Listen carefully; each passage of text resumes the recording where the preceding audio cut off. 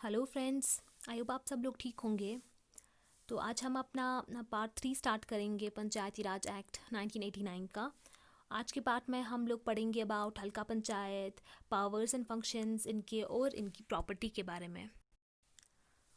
अब जैसे आपको पता है कि हम लोग फ़ेज़ 2 स्टार्ट करने वाले हैं बहुत जल्दी, जिसमें हमें 10 मॉक टेस्ट्स अटेम्प्ट करने हैं।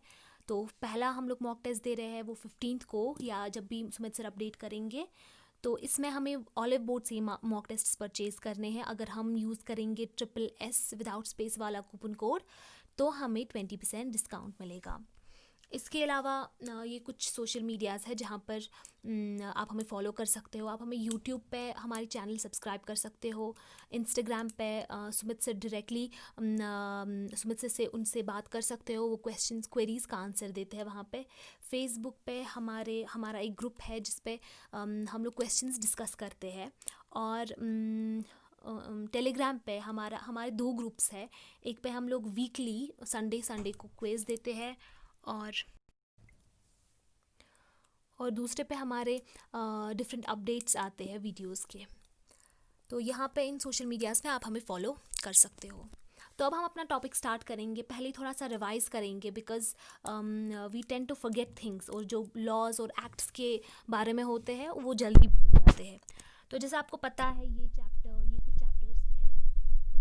Chapter 1 about preliminary, 1A ward मजलिस हल्का मजलिस, 2 है अबाउट हल्का पंचायत, 3 है पावर्स एंड फंक्शंस, 4 है प्रॉपर्टी ऑफ हल्का पंचायत, और 5 है कंडक्ट ऑफ बिजनेस। तो हम लोगों ने पहले क्या पढ़ा था वो मैं बता दूंगी आपको। पहले हमने चैप्टर 1 प्रिलिमिनरी पढ़ा था जिसमें डिफिनेशंस दी गई है। डिफरेंट टर्म्स, जो नई टर्म्स है इस एक्ट में, उसकी डिफिनेशंस दी गई है। चैप्टर 1A जो इंसर्ट हुआ था vide act number 20 of 2018, it deals with ward majlis and halqa majlis.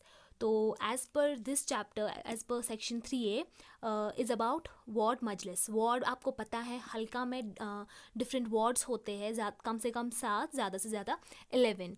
तो वार्ड मजलिस क्या होता है? All adult persons of the ward. और वो ये मिलते हैं, कब मिलते हैं? Once in every 3 months, and this meeting is presided by punch.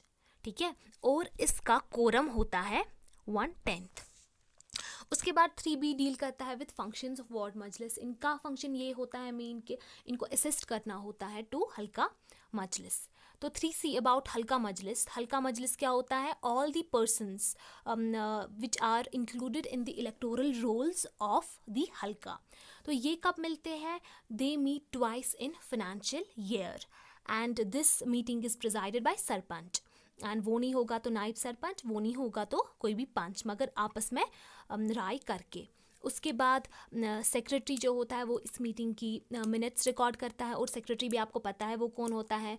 VLW होता है सेक्रेटरी। और इसका कोरम होता है 1/10।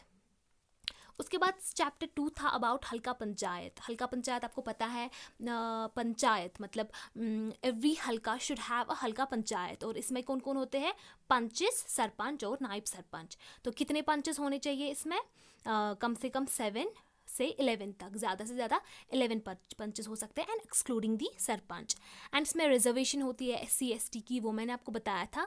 एंड वुमेन की भी रिजर्वेशन होती है 1/3। और वो कैसे होती है? रोटेशन बेसिस पे है, कैसे होती है वो मैंने आपको पिछली वीडियो में बताया था। और इलेक्शंस होते हैं सरपंच पंच के, डायरेक्टली इलेक्शंस होते हैं जो पीपल वार्ड इलेक्टोरल रोल्स में जो होंगे वो उनको चुनते हैं। एंड जो नायब सरपंच है वो पंचेस ही उसको इलेक्ट करते हैं, अपने में से एक को वो एज नायब सरपंच इलेक्ट करते हैं। एंड इनका टर्म ऑफ ऑफिस होता है 5 years। तो 5 years के बाद फिर से इलेक्शन होते हैं। तो ये लास्ट वाला जो हमारा हमने पढ़ा था वो है। अब आज का हम लोग स्टार्ट करेंगे section 6. It's about the disqualification of membership. Disqualifications of membership of sarpanch and panch. कब डिस्क्वालीफाई होता है सरपंच पंच मेंबर? कब वो इलेक्शन नहीं लड़ सकता है? कब नहीं लड़ सकता है? ही is not a permanent resident. ठीक है, वो इस स्टेट का, वो JNK का परमानेंट रेसिडेंट नहीं होगा। एम्प्लॉय ऑफ गवर्नमेंट और लोकल बॉडी, वो गवर्नमेंट की एम्प्लॉयमेंट में होगा और किसी लोकल बॉडी की एम्प्लॉयमेंट में होगा। He is under 21 years of age. तो मतलब इलेक्शन की एज क्या होनी चाहिए? 21। पहले 25 था, अभी 21। He is of unsound mind. ये कौन डिक्लेयर करता है? कोई कॉम्पिटेंट अथॉरिटी डिक्लेयर करती है कि इंसान जो है वो हो सकता है ऑफ अनसाउंड माइंड। ठीक है। Adjust insolvent. ठीक है। ये भी कौन डिसाइड करता है?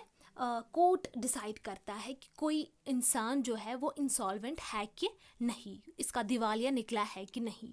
इस प्रोसेस को बोलते हैं प्रोसेस ऑफ एडजुडिकेशन, जिसमें कोर्ट डिसाइड करता है कि this particular person is insolvent, इसका दिवालिया निकल गया है, इस पर कर्जा ज़्यादा है और इसके एसेट्स कम है। सैलरीड सर्वेंट ऑफ हल्का पंचायत, मतलब वो कोई सैलरी, मतलब हल्का पंचायत में नौकरी कर रहा हो, और वो होना चाहिए विलेज चौकीदार और लैम्बदार। अगर ये होगा तो तब भी वो डिस्क्वालीफाई होगा इलेक्शन लड़ने से। Dismissed from government service. ठीक है। वो हो सकता है गवर्नमेंट सर्विस से डिसमिस किया गया होगा उसको। और कन्विक्टेड फॉर एन ऑफेंस, मतलब उसने कुछ जुर्म किया होगा जिसमें उसको कन्विक्ट होगा, एंड उसको सेंटेंस मिली होगी not less than 2 years. 2 years से कम उसको सेंटेंस नहीं मिलनी चाहिए किसी जुर्म में। मगर यहाँ पर हमें ये याद रखना है कि ये जो ऑफेंस होगा ये पॉलिटिकल नेचर का नहीं होना चाहिए, पॉलिटिकल नेचर का नहीं होना चाहिए। फॉर एग्जांपल हमारे लास्ट ईयर हमारे बहुत सारे पॉलिटिकल लीडर्स डिटेन हो गए थे। वो ऑफेंस पॉलिटिकल नेचर का ऑफेंस नहीं होना चाहिए डिस्क्वालीफाई होने के लिए। और इसके अलावा क्या इम्पोर्टेंट है?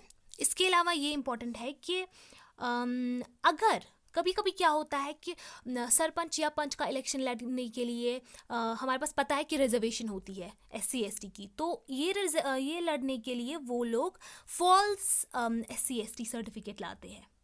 अगर ऐसा हुआ, अगर किसी सरपंच या पंच ने फॉल्स SC ST सर्टिफिकेट लाई होगी तो वो भी डिस्क्वालीफाई हो जाएगा for a period of 6 years. ठीक है, 6 साल तक वो डिस्क्वालीफाई हो जाएगा।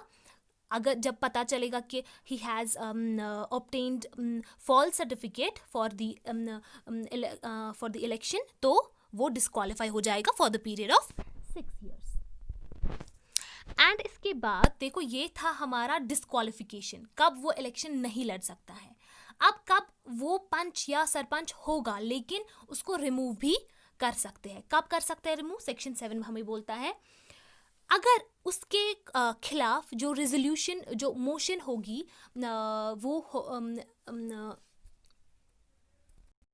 तो उसके खिलाफ क्या होना चाहिए? Want of confidence motion pass होना चाहिए अगेंस्ट हिम। ठीक है, एक रेजोल्यूशन पास होना चाहिए इस मीटिंग में, हल्का पंचायत वाली मीटिंग में, for the vote of confidence, और ये पास हो गया होना चाहिए कम से कम 2/3 ऑफ द मेंबरशिप। ठीक है, 2/3 ऑफ द मेंबरशिप ये बोलने चाहिए कि किसी ग्राउंड पे he is not eligible for, he should be removed for as sarpanch. ठीक है, ही शुड बी रिमूव्ड। वो क्या ग्राउंड्स हो सकते हैं? कब वो बोल सकते हैं कि ही is not eligible, he should be removed? तो वो बोल सकते हैं on the ground of gross misconduct. ठीक है, उनको लगेगा कि इसने कुछ गलती की होगी, मिसकंडक्ट किया होगा इन वाइल डिस्चार्जिंग ड्यूटी, तो उसको वो रिमूव कर सकते हैं। या निगलेक्ट ऑफ ड्यूटी, इसने अपनी ड्यूटी जो है निगलेक्ट की है। और डिस्क्वालिफिकेशंस, या अगर ऑलरेडी वो सरपंच होगा या नायब सरपंच होगा और कोई डिस्क्वालिफिकेशन पता चले, वो इंसॉल्वेंट डिक्लेयर हो जाए या अनसाउंड माइंड का डिक्लेयर हो जाए या कुछ हो जाए, तो तब भी उसको रिमूव कर सकते हैं। Failure to attend 3 consecutive meetings. ठीक है, अगर वो 3 कंसेक्टिव मीटिंग्स में पार्ट नहीं ले सकता है, मगर there should be a reason, अगर उसके पास कोई वैलिड रीज़न होगा to not to attend these 3 meetings, तो उसके खिलाफ ये मोशन नहीं पास हो सकता है। तो इसके बाद क्या है? Filling of vacancies. अब अगर कोई प्लेस वैकेंट है, ठीक है, वैकेंट है for the post of panches, तो बाय इलेक्शन और नॉमिनेशन वो हम फिल कर सकते हैं। Election in the case of panch and sarpanch, and nomination in the case of naib sarpanch, तो ये हम फिल कर सकते हैं। और हाँ, प्रोसीडिंग्स एक मीटिंग की इलीगल नहीं होगी जब number of panches not reduce to below 50। अगर फॉर एग्जांपल 10 होने चाहिए एक मेंबर, अगर 5 से कम 4 हो जाएंगे तब भी अगर 5 हो जाएंगे, मगर 5 मतलब 5 हो जाएंगे ये नंबर्स, तब भी प्रोसीडिंग्स इलीगल नहीं होगी। अगर 50% से कम होगा तब ये प्रोसीडिंग्स इलीगल मानी जाएगी। उसके बाद क्या है, अपॉइंटमेंट ऑफ एडमिनिस्ट्रेटर। ये सेक्शन 9 हमें बोलता है, अगर गवर्नमेंट सेटिस्फाई हो गया कि जो हल्का पंचायत है it can not be constituted, ठीक है, हल्का panchayat can not be constituted मतलब हल्का पंचायत बन ही नहीं सकता है, सरपंचेस पंचेस इलेक्ट ही नहीं हो सकते हैं, ठीक है। क्यों इलेक्ट नहीं हो सकते हैं? Because of difficulty in holding elections. कभी कुछ ऐसा होता है कि जैसे फॉर एग्जांपल अभी वाले पीरियड में it would be very difficult to hold the elections. तो इन केसेस में क्या करेंगे, failure to elect members at 3 successive, या तो हमने 2 सक्सेसिव इलेक्शंस किए मगर हम उनको इलेक्ट नहीं कर पाए, ठीक है, मेंबर्स को हम इलेक्ट नहीं कर पाए, या लेस देन 1/3 मेंबर्स, अगर इलेक्शन हो गया लेकिन जितने हमारी पोस्ट्स थे उसमें से 1/3 से कम ही मेंबर्स इलेक्ट हो गए, तब क्या कर सकता है गवर्नमेंट, एक एडमिनिस्ट्रेटर को अपॉइंट कर सकता है, ठीक है। जब ऐसा कुछ होगा, इलेक्शंस नहीं हो रहे होंगे या वैकेंसीज फिल नहीं हो रही होंगी, तब जो एडमिनिस्ट्रेटर है वो एम्प्लॉय होना चाहिए गवर्नमेंट का, वो इसकी फंक्शंस देखेगा, ठीक है, वो हेड बन जाएगा हल्का पंचायत का। मगर सुपर सेशन इसका है शैल नॉट एक्सीड 6 मंथ्स, ठीक है, 6 मंथ्स से पहले पहले इलेक्शंस हो जाने चाहिए, ठीक है। Super session means that period जिसके बीच में इलेक्शंस हो जाने चाहिए। और जो एडमिनिस्ट्रेटर है he shall hold the office not exceeding 6 months, ठीक है। फॉर एग्जाम्पल अभी हमने आज एडमिनिस्ट्रेटर अपॉइंट किया तो 6 महीने तक ये ऑफिस होल्ड कर सकता है, उसके बाद नहीं। इसका काम क्या होता है एडमिनिस्ट्रेटर का, ये हेड बन जाता है हल्का पंचायत का। इसके फंक्शंस होते हैं देखना कि हल्का पंचायत ठीक से काम कर रहा है या नहीं, जो भी सरपंच वाले फंक्शंस है, पंचेस वाले फंक्शंस है, वो इसको फिल करने होते हैं।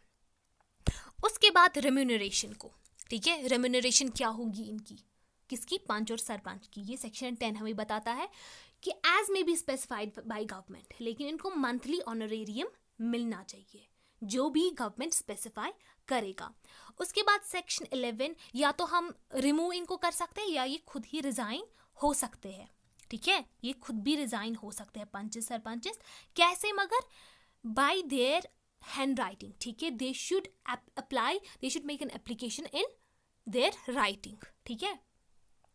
इसके बाद है हमारा chapter 3। This chapter deals with powers and functions. Chapter 2 हमारा बहुत बड़ा चैप्टर था, चैप्टर 3 उतना बड़ा नहीं है।